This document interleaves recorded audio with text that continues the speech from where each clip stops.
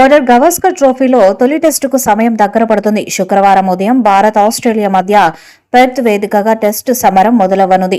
విజయంతో సిరీస్ను ఆరంభించాలని ఆతిథ్య ఆసీస్, పర్యాటక టీమిండియా జట్లు పట్టుదలతో ఉన్నాయి. అందుకని మైదానంలో అనుసరించాల్సిన వ్యూహాలు తుది జట్టు కూర్పుపై పెద్ద కసరత్తు చేస్తున్నాయి. భారత్ విషయానికి వస్తే గత 2 పర్యటనలో విజయం సాధించామనే ధీమా ఉన్నప్పటికీ తొలి పోరుకు కెప్టెన్ రోహిత్ శర్మ అందుబాటులో లేడు. దాంతో కుర్ర ఓపెనర్ యశస్వికి తోడుగా ఇన్నింగ్స్ మొదలెట్టేది ఎవరు అనే ప్రశ్నకింకా సమాధానం దొరకలేదు. కేఎల్ రాహుల్ పేరు వినిపిస్తున్న అతడి ఫామ్పై కొందరు పెదవి విరుస్తున్నారు.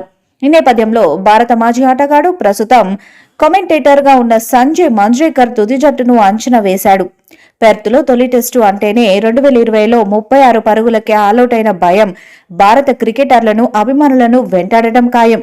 అందుకని ఈసారి తడక చూపించాలి అని భారత ఆటగాళ్లు నెట్స్లో చాలాసేపు చెమటోడ్చారు.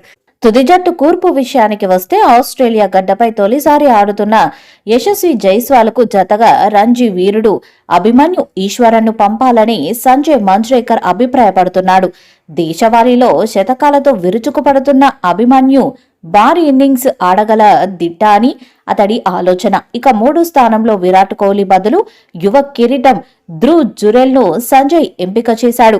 ఎందుకంటే ఆస్ట్రేలియా ఏ జట్టుపై జురెల్ 2 ఇన్నింగ్స్లో హాఫ్ సెంచరీతో ఆకట్టుకున్నాడు. అందుకని జురెల్ను 3వ స్థానంలో ఆడిపిస్తే బెటర్ అని అతడు భావిస్తున్నాడు. ఇక 4వ స్థానంలో కోహ్లీని పంపాలని, అనంతరం రిషబ్ పంత్, రాహుల్, జడేజా, సుందర్లను ఆడించాలని సంజయ్ అంటున్నాడు. ఇక పేస్ బౌలింగ్ విషయానికి వస్తే కెప్టెన్ బుమ్రాకు తోడుగా సిరాజ్, ఆకాష్ దీపులు బంతిని పంచుకుంటారని ఈ మాజీ క్రికెటర్ సూచించాడు. అయితే పెర్త్లో పిచ్ మీద పచ్చిక 10 మిల్లీమీటర్ల ఎత్తులో ఉండనుండడంతో పేస్ బౌన్స్కు అనుకూలించనుందని సమాచారం. అందుకని పరిస్థితులను బట్టి తుది జట్టు కూర్పు ఉండనుంది. ఈ వీడియోపై మీ అభిప్రాయాన్ని కామెంట్ బాక్స్లో తెలియజేయండి. ఈ వీడియో మీకు నచ్చితే లైక్ చేయండి, షేర్ చేయండి, కామెంట్ చేయండి. మరిన్ని అప్డేట్స్ కోసం మన ఛానల్ని సబ్స్క్రైబ్ చేయండి. అలాగే పక్కన ఉన్న గంట సింబల్ని గట్టిగా కొట్టండి.